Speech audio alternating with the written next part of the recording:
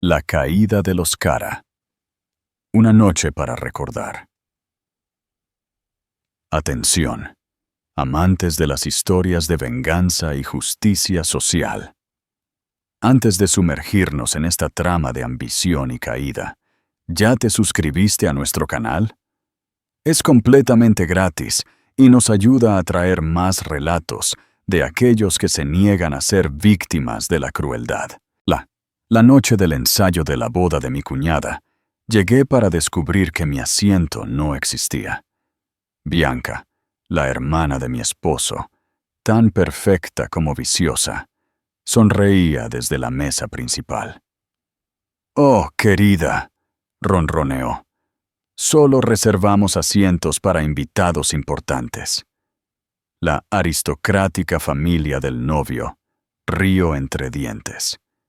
Mi esposo, Víctor, se encogió de hombros. «No armes un escándalo, Elena». No lo hice.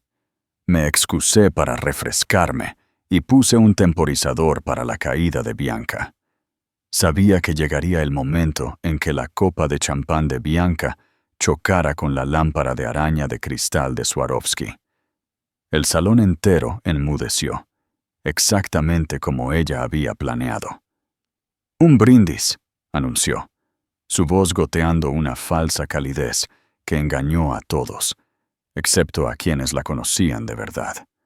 Apreté mi copa de champán, el tallo casi partiéndose entre mis dedos. Víctor seguía ajeno, su atención atrapada por la broma de algún banquero de inversiones al otro lado del salón. Damián Herrera. Se alzaba orgulloso en el centro de la gala benéfica que había organizado, la culminación de meses de trabajo para la investigación del cáncer infantil. Se movía con la silenciosa dignidad de alguien que había construido su imperio desde cero, a diferencia de mi suegro, Fernando de la Torre, quien había heredado su fortuna y la había multiplicado a través de conexiones, no de innovación.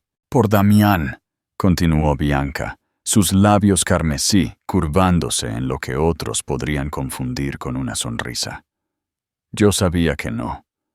«Por habernos reunido a todos esta noche», la multitud murmuró agradecida. La gala anual estrella de la noche representaba la cúspide de la alta sociedad en Sevilla. Un evento donde los negocios se cerraban con apretones de manos entre los postres y las reputaciones se hacían o se rompían con un solo comentario susurrado. «Aunque», añadió Bianca, su voz bajando a un susurro teatral que de alguna manera se extendió por el suelo de mármol, «debo decir que la iluminación te favorece particularmente esta noche, Damián.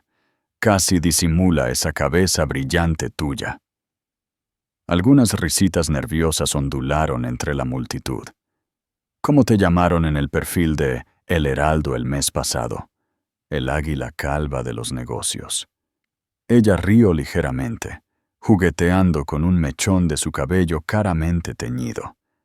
Aunque siempre he pensado que buitre podría ser más preciso, considerando cómo ha sobrevolado la fusión de los Alcázar. La risa cesó. Varios inversores del trato de los Alcázar estaban cerca, y la reciente adquisición de Damián había sido controvertida, pero perfectamente legal. Observé cómo el color abandonaba el rostro de Fernando, mientras su hija continuaba su ataque verbal, destruyendo en segundos la relación comercial que él había cultivado durante años. «Bianca», susurré con urgencia, acercándome a ella. «Ya basta». Ella me ignoró por completo, como siempre hacía. La insignificante esposa de Víctor, la mujer que no había nacido con dinero y por lo tanto nunca pertenecería realmente a su mundo. «Por nuestro buitre calvo», concluyó, levantando su copa aún más alto. «Que tus garras nunca pierdan el agarre». El silencio se estrelló en la sala como una ola física. Capté la mirada de Damián entre la multitud. El acero en su mirada era inconfundible, fría, calculadora y de repente muy, muy peligrosa. Esto no era solo un error social, era un suicidio empresarial. Fernando finalmente se movió, cruzando la sala con una velocidad notable para un hombre de su tamaño. «Mis disculpas, Damián», dijo en voz alta, agarrando el codo de Bianca con una furia apenas disimulada. El sentido del humor de mi hija a veces excede su sentido de la propiedad. No quiso faltarle al respeto. «Claro que no», asintió Bianca con suavidad, aunque sus ojos contaban una historia diferente. Quiso decir cada palabra. La pequeña venganza por Damián, habiendo rechazado su propuesta para dirigir la división de marketing de la Fundación Herrera el mes pasado.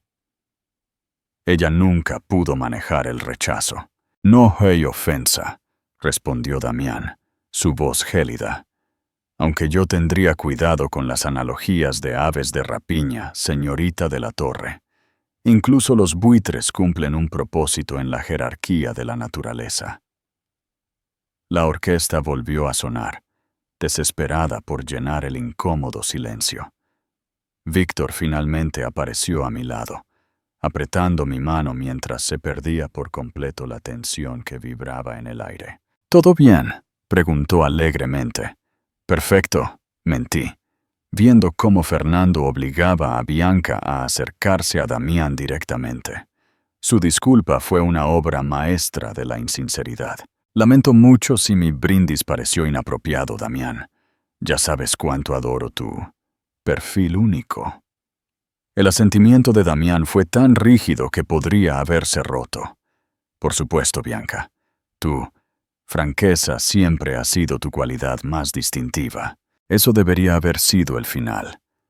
Un desliz social, suavizado con cortesía practicada.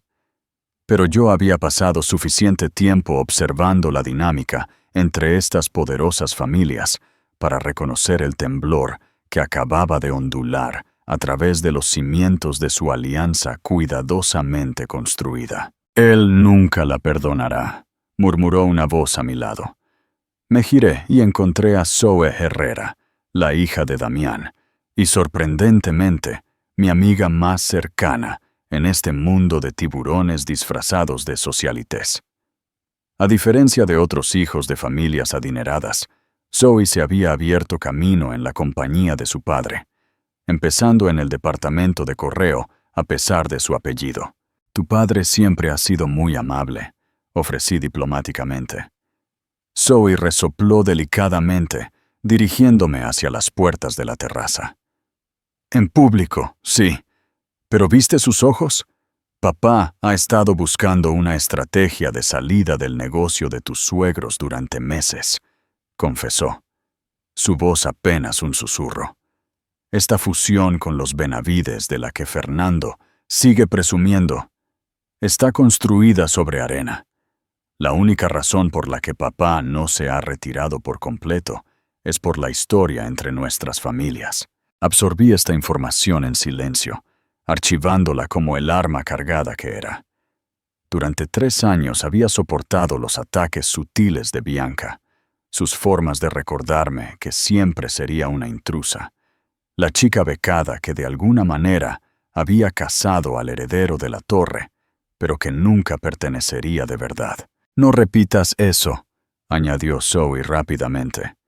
«Papá me mataría, pero pensé que debías saberlo». Antes de que pudiera responder, las puertas de la terraza se abrieron. Fernando emergió, tronando con una jovialidad artificial, sus brazos alrededor de los hombros rígidos de Damián. «El futuro parece brillante, ¿verdad, Damián? Una vez que finalicemos la fusión de los Benavides el próximo mes, dominaremos toda la costa este». «Ciertamente», respondió Damián, su sonrisa forzada y vacía. Noté cómo no le llegaba a los mismos ojos que se habían encontrado con los míos antes, llenos de una furia silenciosa. Más invitados se derramaron en la terraza al concluir la parte de recaudación de fondos de la noche. Víctor me encontró de nuevo, envuelto en su despreocupada burbuja de privilegio, completamente ajeno al apocalipsis empresarial que su hermana casi había provocado. «Papá dice que hemos recaudado 8 millones esta noche», me dijo orgulloso. Bianca ya está planeando cómo aprovecharlo para la publicidad de la boda. Por supuesto que lo estaba. El próximo matrimonio de Bianca con el heredero de los Benavides no tenía nada que ver con el amor, y todo que ver con la fusión de dos imperios familiares. Asentí y sonreí, desempeñando mi papel de esposa comprensiva, mientras, interiormente, contemplaba la red de mentiras y palancas que mantenía unido este mundo deslumbrante. A las 10 en punto, los fuegos artificiales comenzaron, explotando sobre el río en brillantes cascadas de luz. Mientras todos los rostros se volvían hacia el cielo, tomé mi decisión. 3 años de humillación sutil, 3 años de ser la intrusa tolerada, pero nunca aceptada. 3 años de ver a Bianca aplastar a cualquiera que se interpusiera en su camino con la crueldad casual de alguien que nunca había enfrentado consecuencias. Mientras los colores estallaban en lo alto, iluminando el perfil perfecto de Bianca, hice un voto silencioso que se congeló en determinación dentro de mi pecho. Ella pagaría por su arrogancia, no mañana, no la próxima semana, sino cuando el momento fuera perfecto. Recordaría la mirada de acero de Damián, la inteligencia susurrada de Zoe y las fallas que corrían a través del imperio de la torre. Bianca no tenía idea de que esta noche, con un brindis de champán y un insulto desconsiderado, había sembrado las semillas de su propia destrucción. ¿Te has sentido alguna vez atrapado en una red de intrigas familiares o laborales? Déjanos tu historia en los comentarios.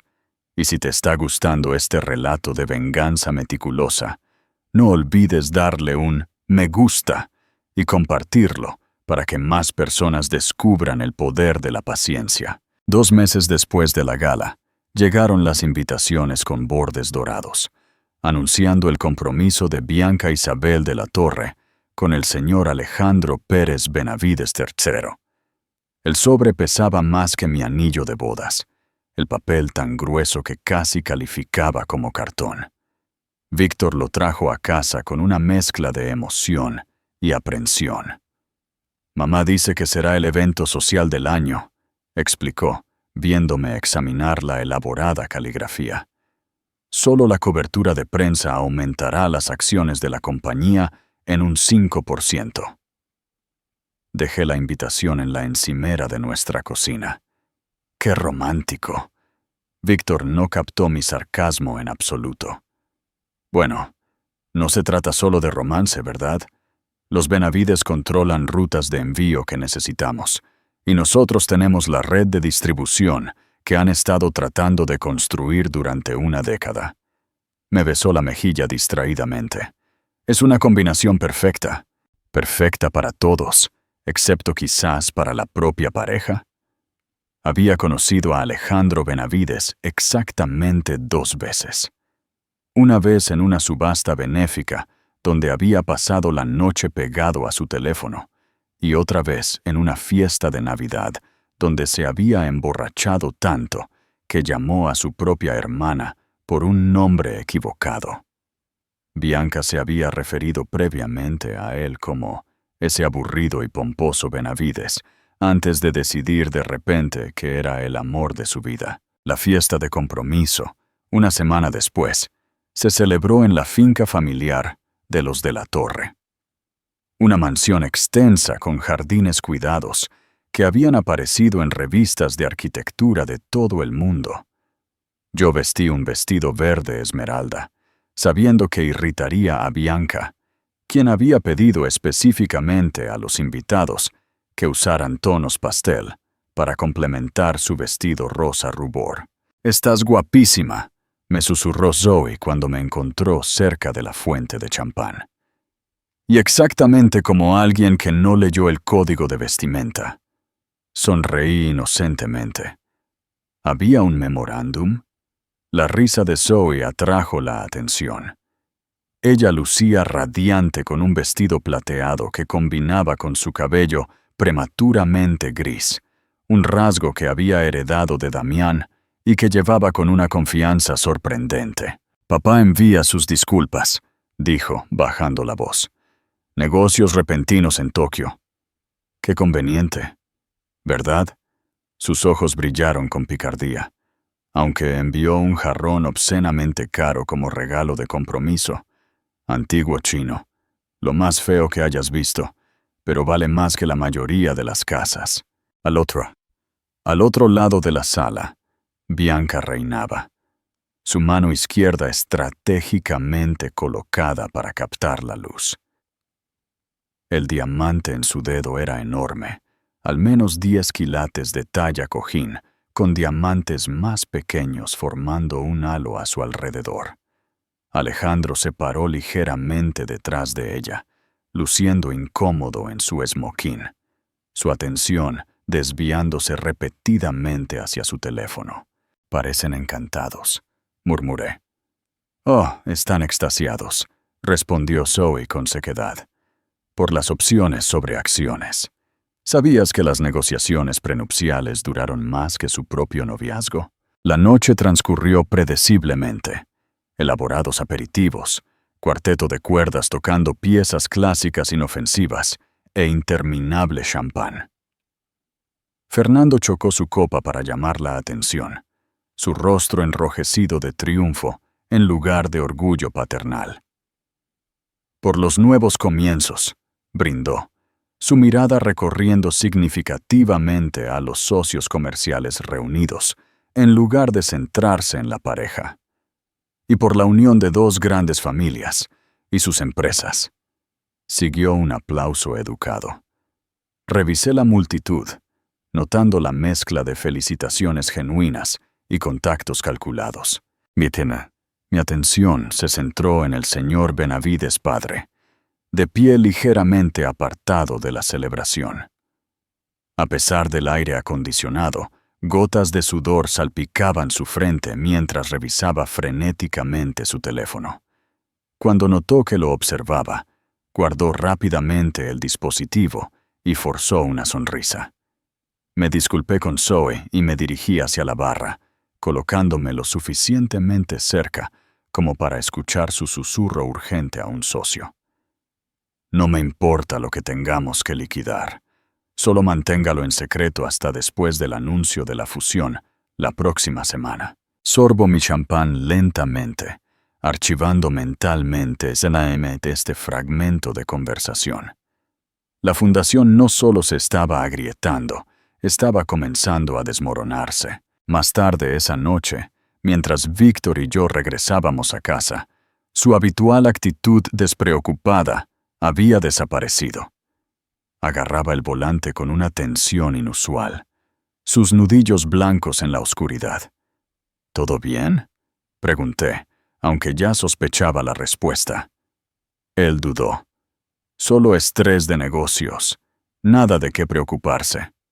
Soy tu esposa. Si algo te molesta, quiero saberlo». Víctor suspiró pesadamente. «Es esta fusión. Si el trato con los Benavides se cae», dejó la frase en el aire y luego admitió a regañadientes. «Papá ha hipotecado casi todo en esto. La boda, el anuncio de la fusión, los planes de expansión. Todo está conectado. Si una ficha de dominó cae, todas caen». Puse mi mano sobre la suya. «Estoy segura de que saldrá bien». «Claro que sí», estuvo de acuerdo demasiado rápido. «Bianca no permitirá que falle. Ella ya tiene el plan de boda hasta el último pétalo». No mencioné el sudor en la frente del señor Benavides, ni su frenética llamada telefónica. Algunas observaciones era mejor guardarlas para mí. 3 días después, Zoe me llamó a medianoche. Me deslicé de la cama, dejando a Víctor durmiendo profundamente, y tomé la llamada en nuestra oficina en casa. «Elena, lo siento por la hora, pero pensé que debías saberlo». La voz de Zoe estaba tensa con una emoción contenida. Papá ha llegado a su límite con los de la torre. Liquidará todas las acciones en sus empresas conjuntas mañana. Mañana por la tarde. Mi corazón se aceleró. ¿Mañana? ¿Estás segura? Positivo. La documentación ya está preparada. Llamará a Fernando a las 2 en punto para darle la noticia. Hizo una pausa. Va a ser brutal.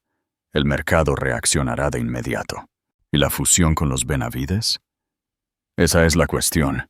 Está construida completamente sobre la base de la asociación de nuestra empresa. Una vez que papá se retire, todo el castillo de naipes se derrumbará. Cerré los ojos, visualizando el momento.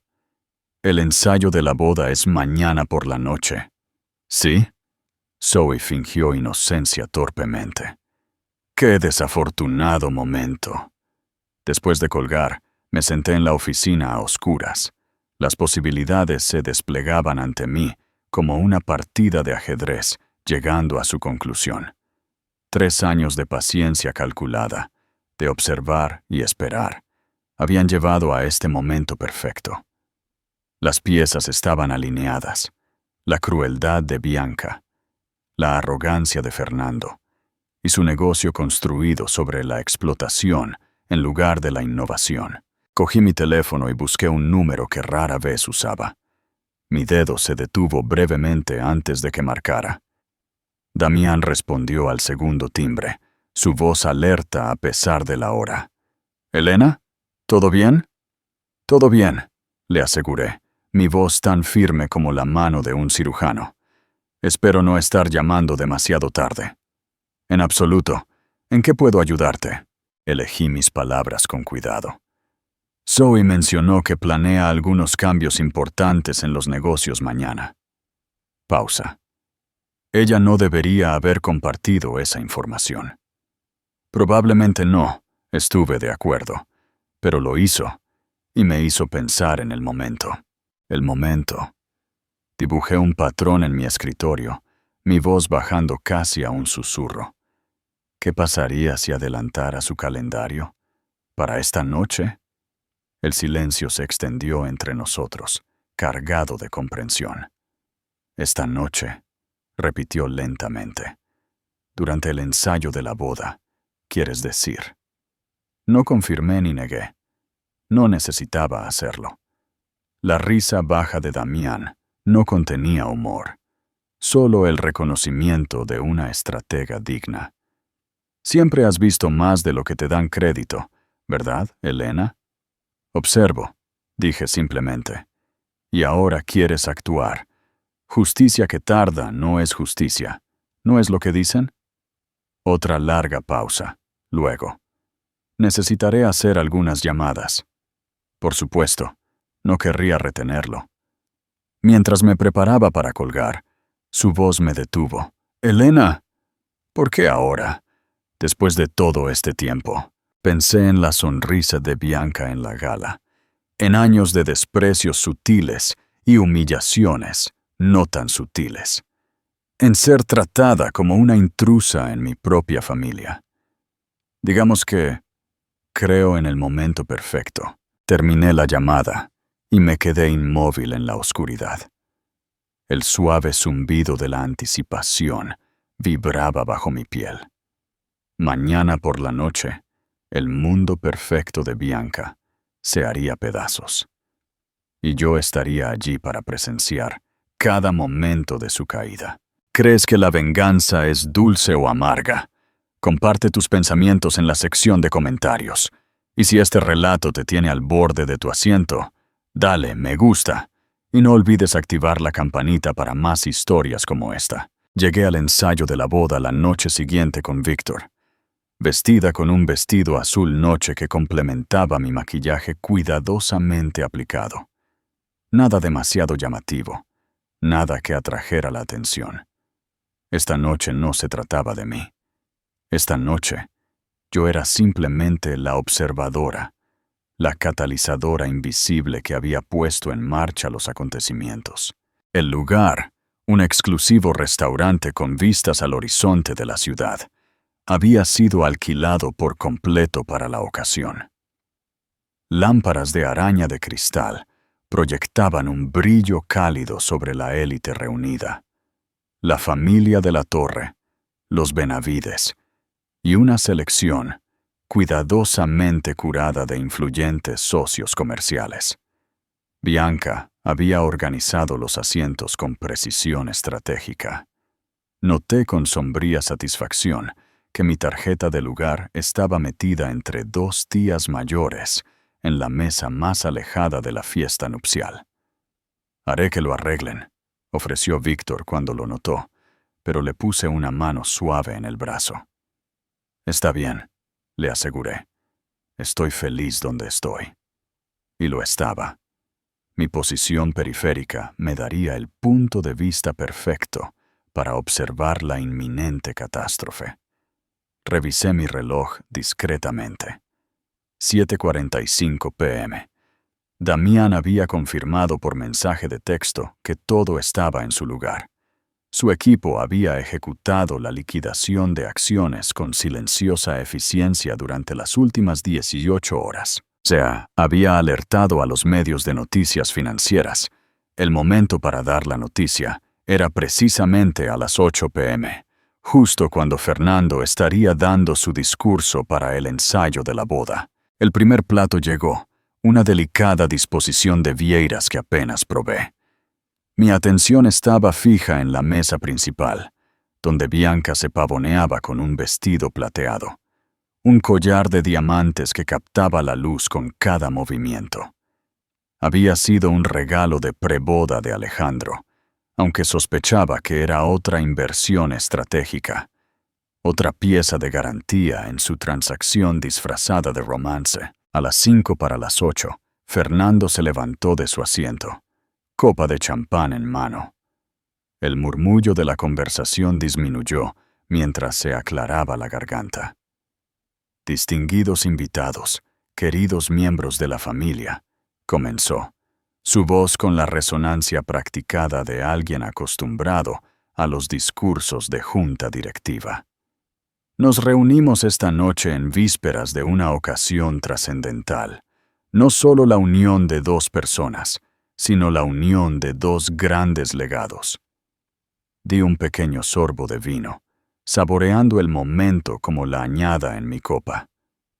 Mañana, cuando Bianca y Alejandro intercambien votos, estarán consolidando más que su amor. Estarán forjando el futuro, un futuro de prosperidad, crecimiento y... Su teléfono vibró ruidosamente contra la mesa. Fernando frunció el ceño, mirando la pantalla. Su rostro permaneció sereno, pero noté la ligera tensión alrededor de sus ojos.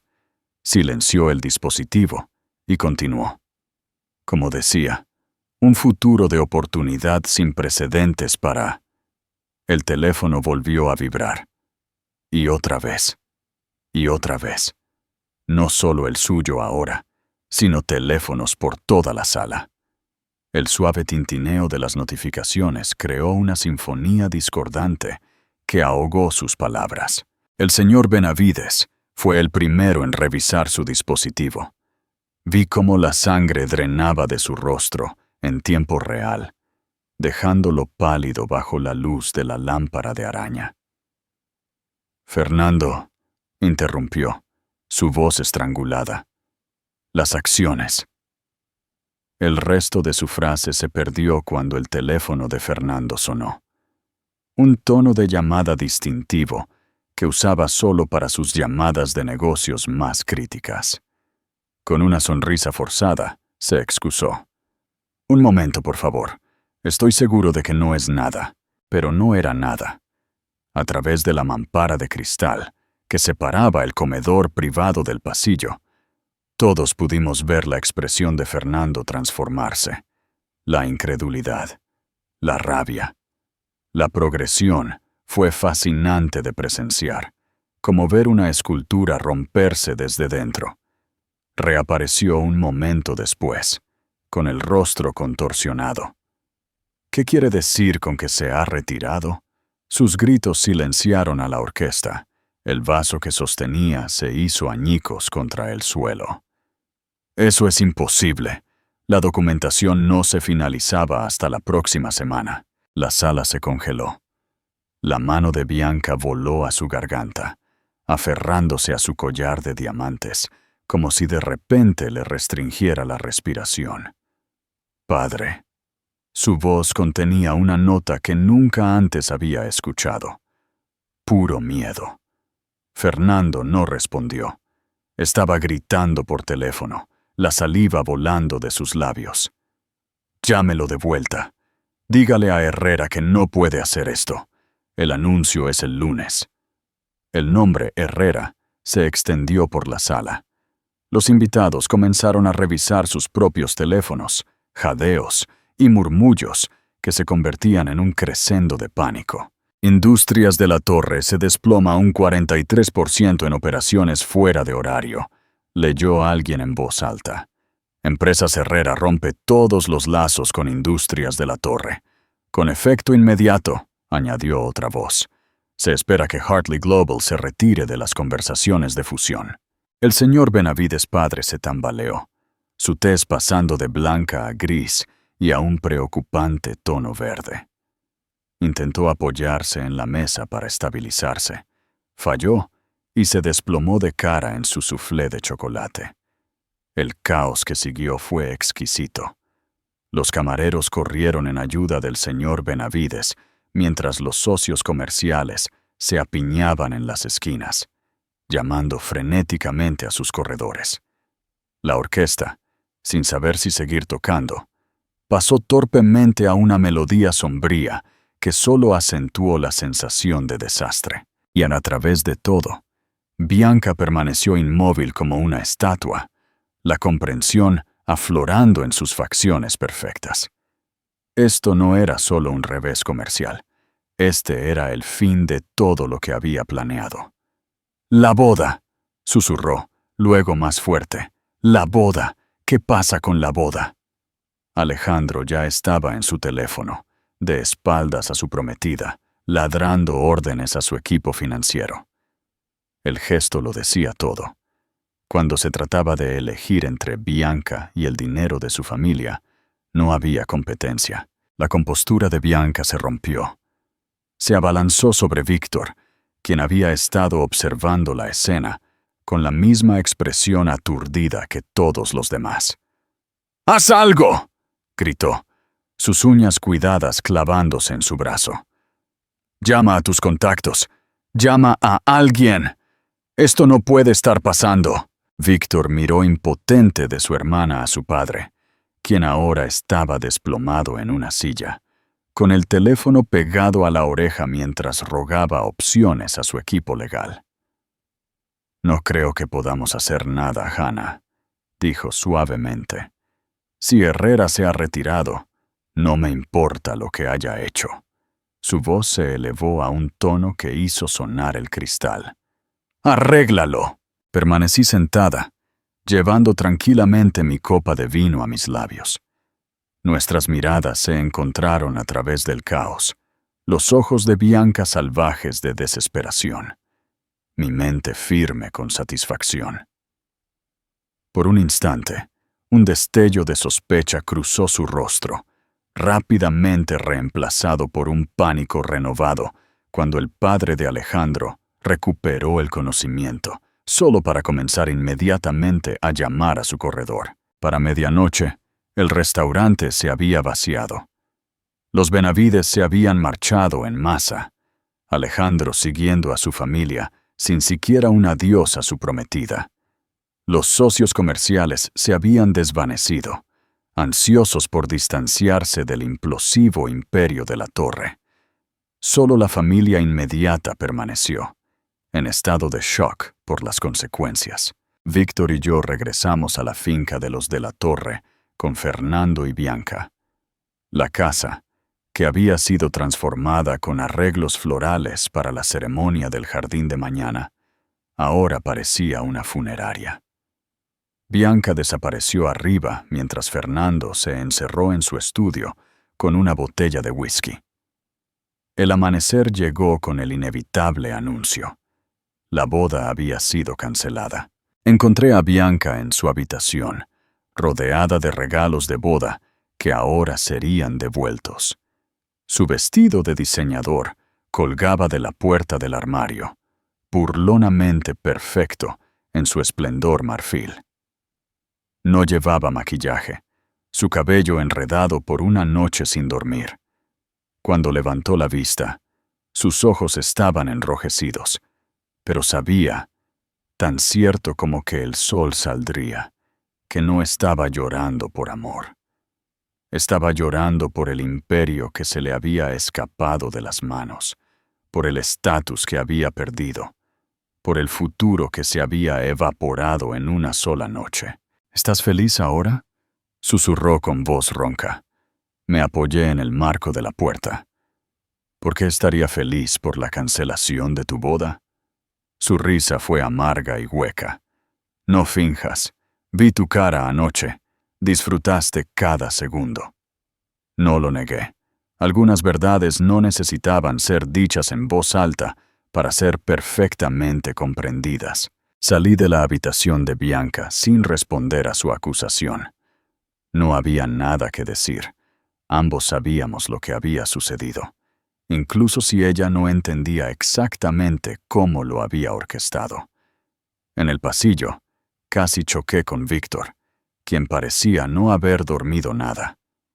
«Papá está en su estudio», dijo, su voz áspera.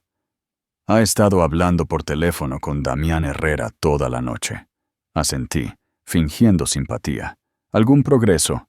Víctor se pasó la mano por el cabello desordenado. «Ninguno.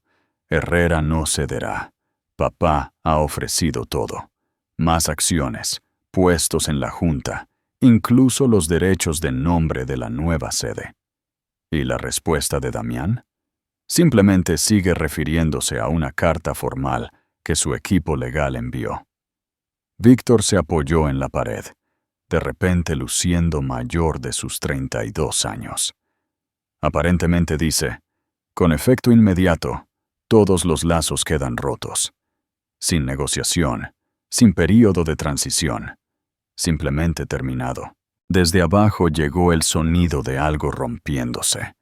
El temperamento de Fernando encontrando una salida física. Me encogí, no del todo actuando. La casa había estado en la familia de la Torre durante generaciones. Sus antigüedades y obras de arte valían millones. La rabia de Fernando solo agravaría sus pérdidas. Las acciones siguen cayendo, continuó Víctor, revisando su teléfono. Ya bajaron un 62%. La prensa de negocios lo llama Viernes Negro, aunque sea martes. Me miró, con los ojos inyectados en sangre. Estamos arruinados, Elena. Puse una mano reconfortante en su brazo. No arruinados, cambiados, quizás. No lo entiendes. Todo, la casa, las propiedades vacacionales, incluso nuestras cuentas personales. Todo está ligado a las acciones y activos de la compañía. Papá lo hipotecó todo para la fusión de los Benavides. Todo. ¿Todo?, pregunté, con una genuina sorpresa en mi voz. Había anticipado daños financieros, pero no una devastación completa. Víctor asintió sombríamente. Las negociaciones prenupciales tardaron tanto porque papá estaba ocultando nuestros problemas de liquidez. Los Benavides querían garantías que no podíamos proporcionar sin la propia fusión. Otro golpe desde abajo puntuó sus palabras. Ambos miramos hacia el sonido, luego de nuevo el uno al otro. «Deberías descansar un poco», sugerí suavemente. «Mañana será bastante difícil». «Mañana». Víctor rió huecamente. «Mañana empezamos a vender activos para pagar a los acreedores. Mañana la Junta se reúne para discutir si papá debe dimitir. Mañana nuestros abogados se reunirán con la CNMBB para abordar las acusaciones de uso de información privilegiada que alguien ha presentado misteriosamente». Mantuve mi expresión neutral. La denuncia de la CNM. Había sido idea de Zoe, un detalle que yo no había conocido hasta que ya se había hecho. Cuando Víctor se giró para irse, se detuvo, estudiando mi rostro con una intensidad inesperada. ¿Sabías que esto pasaría? No fue una pregunta. Sus ojos, tan parecidos a los de su padre, pero más cálidos, más perspicaces, mantuvieron los míos con firmeza. En ese momento, me di cuenta de que él siempre había sido más observador de lo que su familia le daba crédito. No exactamente, respondí con cuidado. No la magnitud. ¿Pero sabías algo? Se acercó. Cuando papá anunció la fusión, no te sorprendió en absoluto cuando se derrumbó. Estabas preparada. Mantuve su mirada, sin confirmar ni negar. Después de un largo momento, una extraña expresión cruzó su rostro. No ira ni traición, sino algo parecido al respeto. Recuérdame que nunca te subestime, dijo en voz baja. Luego continuó por el pasillo hacia su antigua habitación. ¿Alguna vez te has sentido subestimado? ¿Cómo reaccionaste? Comparte tu experiencia en los comentarios y suscríbete para no perderte el desenlace de esta fascinante historia. La semana siguiente se desarrolló como un accidente automovilístico a cámara lenta. Espectacular, devastador e imposible de apartar la vista. La prensa de negocios documentó cada detalle doloroso de lo que llamaron el colapso de la torre. Los inversores presentaron demandas. La junta obligó a Fernando a renunciar. El jet privado de la familia fue incautado por los acreedores en pleno vuelo, obligándolos a regresar a Madrid en un avión comercial, en clase turista. La muerte social de Bianca fue quizás lo más fascinante de presenciar. Los mismos amigos que habían competido por un lugar en su cortejo nupcial, de repente no podían devolver sus llamadas. Las invitaciones a galas y eventos benéficos misteriosamente dejaron de llegar. Sus cuentas de redes sociales, una vez llenas de comentarios aduladores, se convirtieron en pueblos fantasmas de la noche a la mañana. Acompañé a Víctor a la oficina del abogado de su familia 10 días después del desastre del ensayo de la boda. La majestuosa sala de conferencias parecía una funeraria mientras el abogado esbozaba sus opciones. Ninguna de ellas agradable. El apartamento de Madrid debe venderse inmediatamente, explicó, deslizando documentos sobre la mesa pulida, así como la propiedad de Marbella y el viñedo en La Rioja. Fernando, disminuido en un traje arrugado, simplemente asintió. Bianca, sin embargo, no aceptaba la derrota tan fácilmente. ¿Qué pasa con mis activos personales?, exigió. Mi colección de joyas está asegurada por 8 millones de euros. El abogado se aclaró la garganta con incomodidad. Me temo que la mayoría de su colección fue comprada con fondos corporativos o a través de cuentas de la empresa. Esos artículos ya han sido inventariados para su liquidación. Eso es imposible. Bianca golpeó la palma de su mano sobre la mesa. Mi parure de diamantes fue un regalo de mi padre. Un regalo comprado a través de la empresa como una deducción fiscal, corrigió el abogado suavemente. La documentación es bastante clara. Cuando salimos de la reunión, Bianca seguía discutiendo, su voz elevándose a un tono que hizo que la recepcionista se encogiera. Víctor y yo entramos al ascensor en silencio. ¿Te quedarás?, preguntó de repente mientras las puertas se cerraban. Conmigo, quiero decir. Ahora que... Hizo un gesto vago abarcando la situación. Tomé su mano. ¿Crees que me casé contigo por tu dinero? No te culparía si lo hubieras hecho. Su sonrisa era triste. Es lo que todos los demás querían de nosotros. Yo no soy todos los demás. La verdad era más complicada. No me había casado con Víctor por su dinero, pero tampoco me había casado con él por amor. No al principio. Me había casado con él porque era amable cuando su familia era cruel, porque me veía cuando ellos me ignoraban. El amor había crecido más tarde, tranquilo y constante. Ahora, al verlo enfrentar la caída de su familia con dignidad, me di cuenta de que ese amor se había profundizado en algo genuino. 2 días después, Zoe me invitó a almorzar a un restaurante discreto lejos del distrito financiero, por la arquitecta de la venganza más elegante que he presenciado, dijo, levantando su vaso de agua en un brindis. Nunca pensé que lo tuvieras dentro. Sonreí débilmente. Tuve una ayuda excelente. Papá solo proporcionó la oportunidad. Tú reconociste el momento perfecto para atacar. De su bolso sacó una pequeña bolsa de terciopelo. Te traje algo. Dentro yacía un hilo de perlas perfectas del Mar del Sur. Las reconocí de inmediato. Bianca las había usado en mi boda, comentando en voz alta su valor en comparación con mi modesto colgante de diamantes. ¿Cómo supiste? Formaban parte de la incautación de activos. La empresa de papá las adquirió en la liquidación y pensó que las apreciarías. La sonrisa de Zoe era maliciosa. Un trofeo para la verdadera ganadora. Compartimos una risa cómplice, aunque la mía se sintió hueca.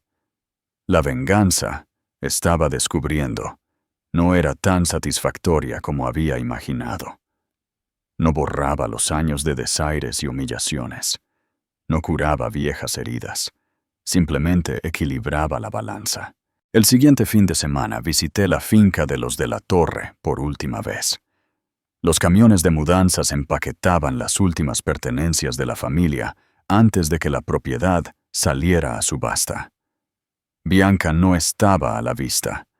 Se rumoreaba que había aceptado la oferta de un primo lejano de una casa de huéspedes en Galicia hasta que se recuperara.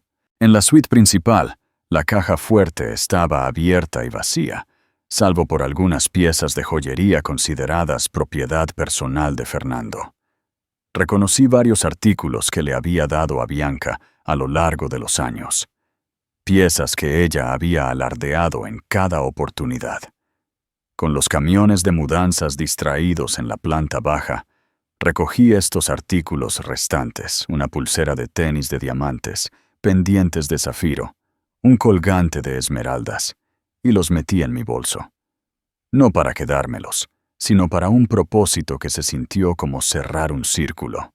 Esa noche hice una donación anónima a la Organización Benéfica de Investigación del Cáncer Infantil, que había organizado la gala donde todo había comenzado. La nota adjunta especificaba que las joyas debían subastarse en su próxima recaudación de fondos. La ironía era deliciosa. Los símbolos de estatus de Bianca ahora financiarían la causa que ella había usado simplemente como telón de fondo para su ascenso social. Mientras me alejaba del servicio de mensajería, sentí que un peso se levantaba. El imperio de la Torre había caído, pero de sus cenizas, algo más honesto podría surgir.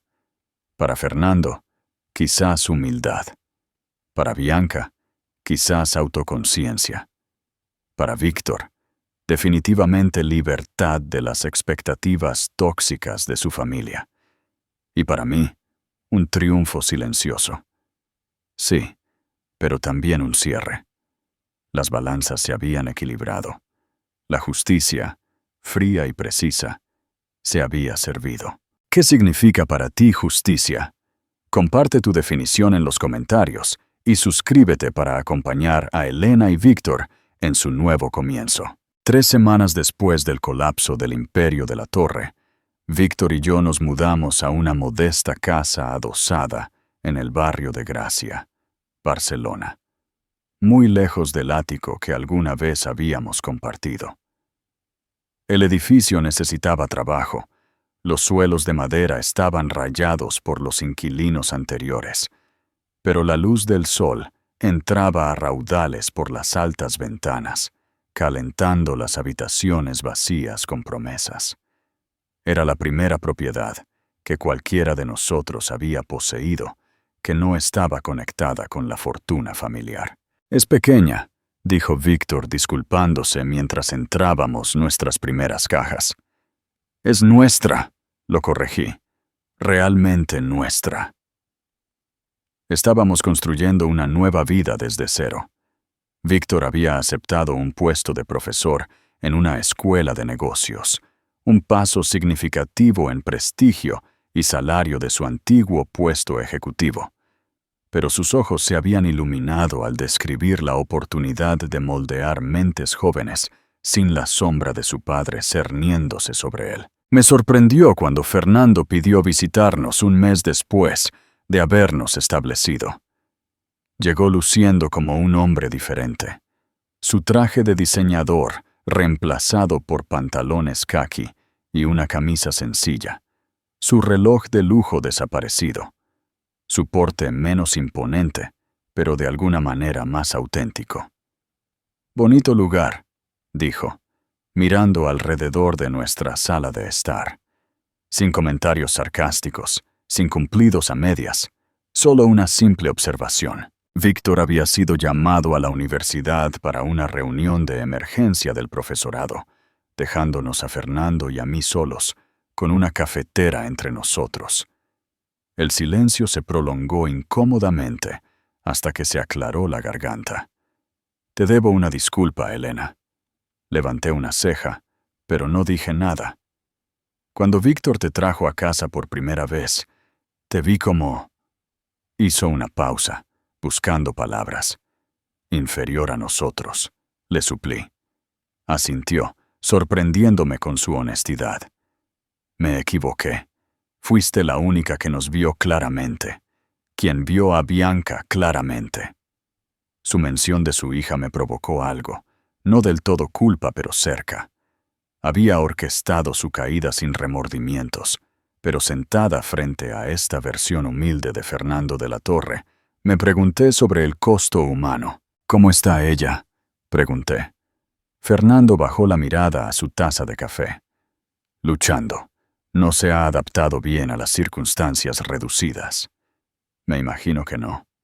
Su primo Marcos le ofreció un puesto de profesora en esa escuela de modales que dirige en Suiza.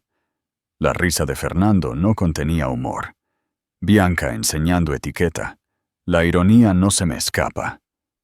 A los 28 años, Bianca estaba siendo esencialmente enviada al equivalente de un internado. Un exilio glorificado, disfrazado de oportunidad.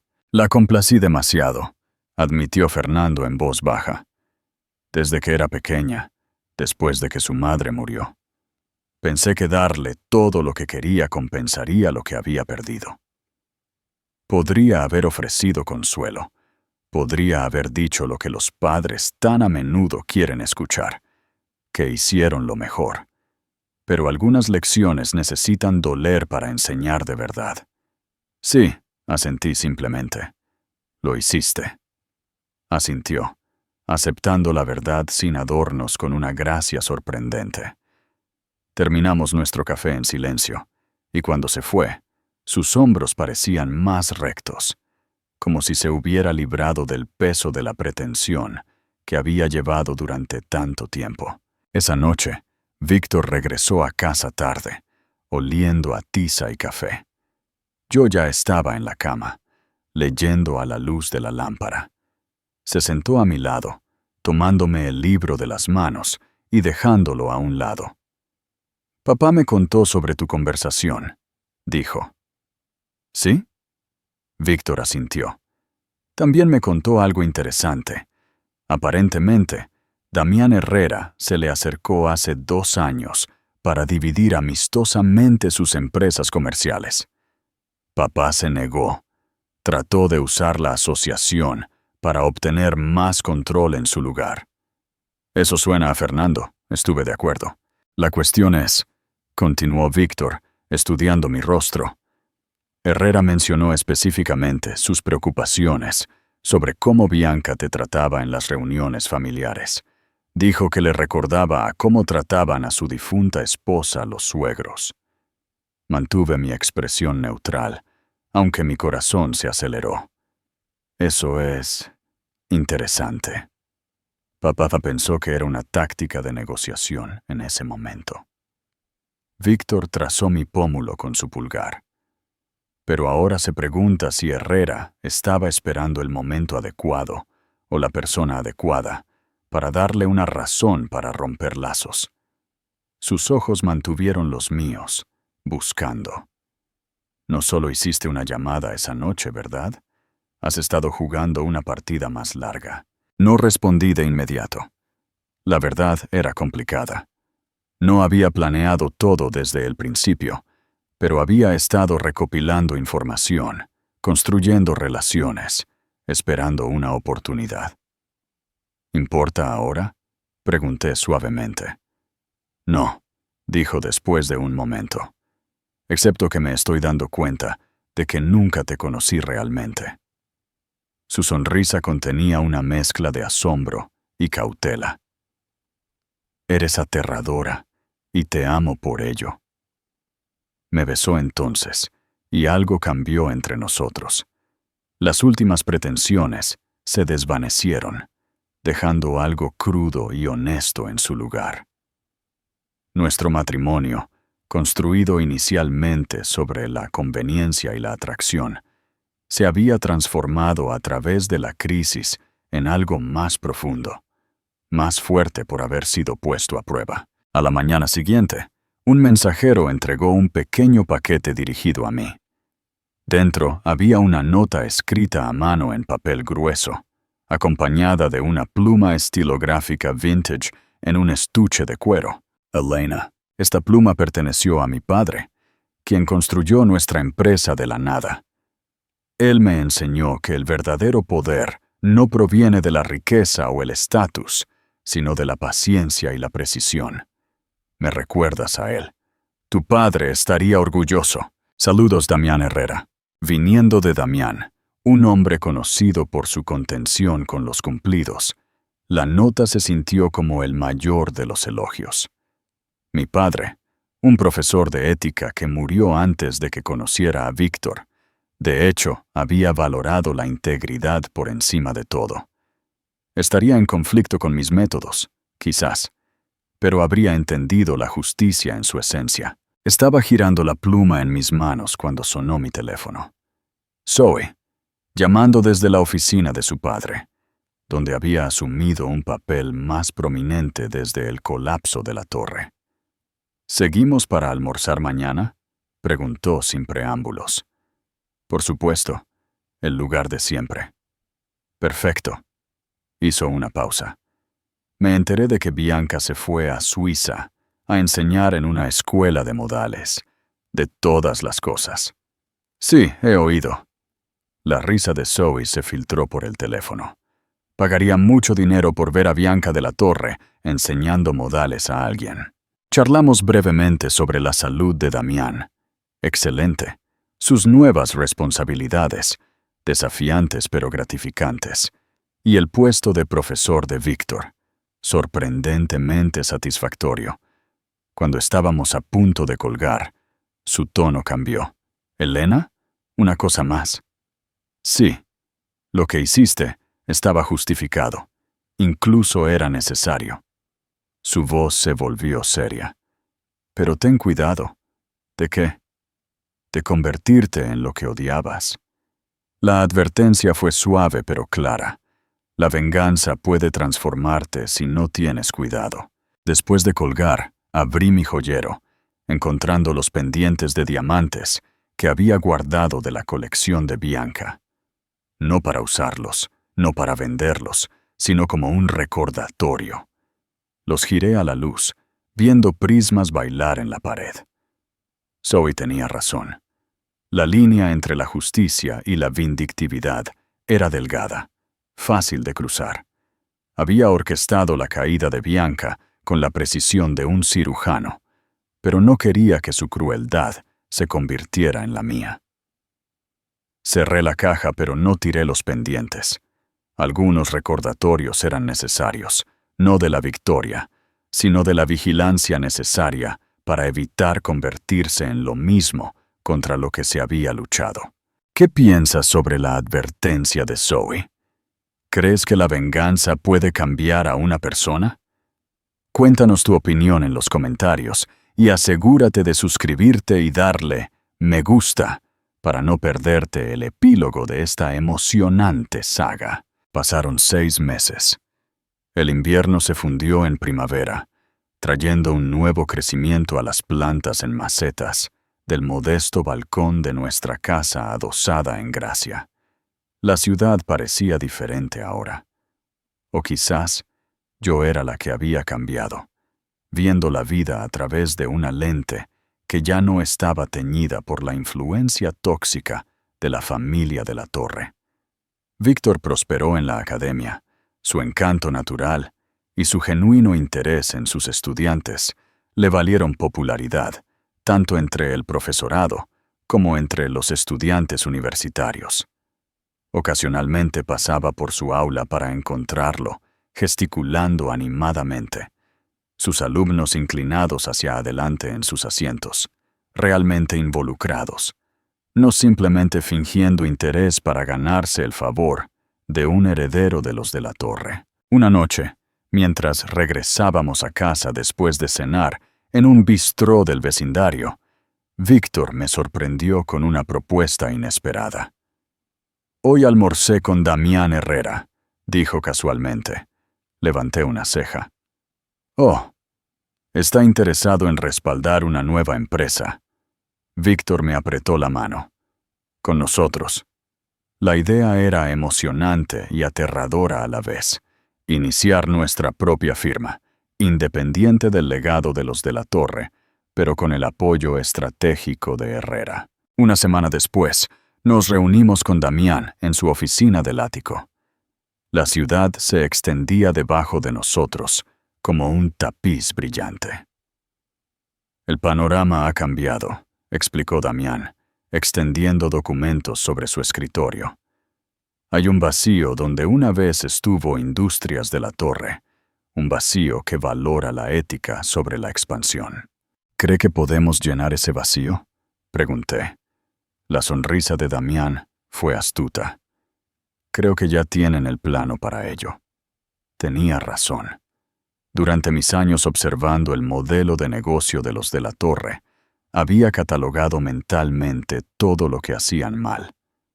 Los atajos, las relaciones explotadas hasta el límite, los empleados tratados como desechables. Había imaginado cómo las cosas podrían hacerse de manera diferente, de manera más sostenible. «Necesitaremos empezar pequeños», advirtió Víctor. «Pequeños pero significativos». Estuve de acuerdo. Las ideas ya floreciendo. Centrarnos en inversiones sostenibles, prácticas transparentes. Construir algo que no pueda ser derribado por una mala fusión o una sola caída de acciones.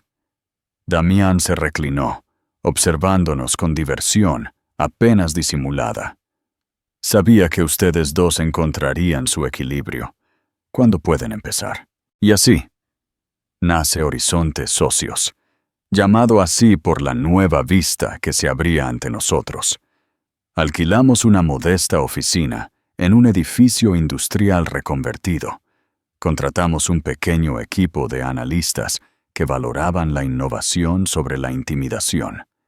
Y comenzamos a construir relaciones con clientes que compartían nuestra visión. Mientras tanto, al otro lado de la ciudad, otro fénix resurgía de las cenizas del colapso de la Torre. Fernando, humilde pero resiliente, había iniciado una consultora unipersonal que operaba desde una casa de huéspedes, convertida en la propiedad de su hermano. Su lista de clientes era corta pero creciente. Pequeñas empresas que nunca habrían captado su atención en su vida anterior. «Es diferente», comentó Víctor después de visitar a su padre. «Todavía impulsado, pero los bordes afilados han desaparecido. Ahora realmente escucha a la gente».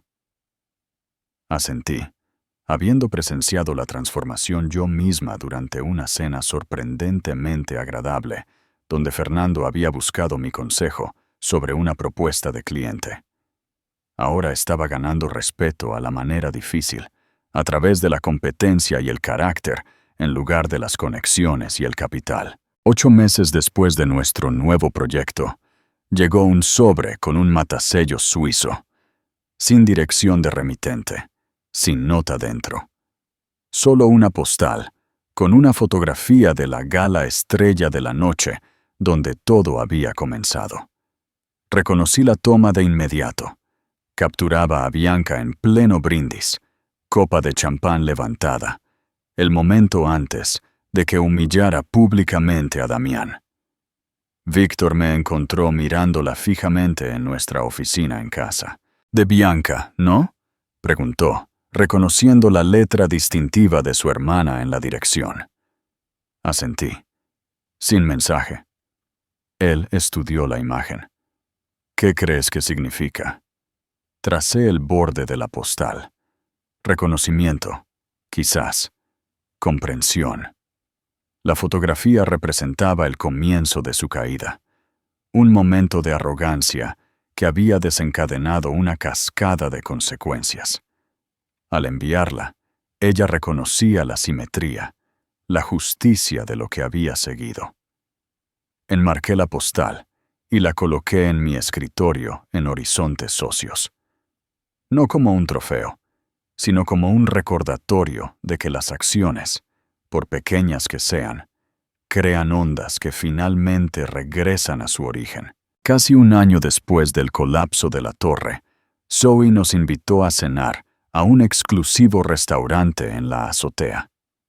Llegó luciendo radiante, su cabello gris elegantemente peinado. Vestía un traje de poder que de alguna manera lograba transmitir autoridad y accesibilidad.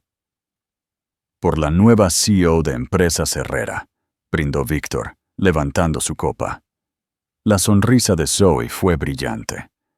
«Papá no se retira por completo, por supuesto. Seguirá siendo presidente de la Junta, pero las operaciones diarias ahora son mías».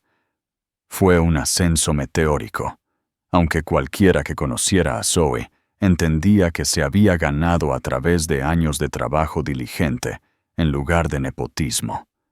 Damián no le había entregado la empresa, la había preparado para ganársela.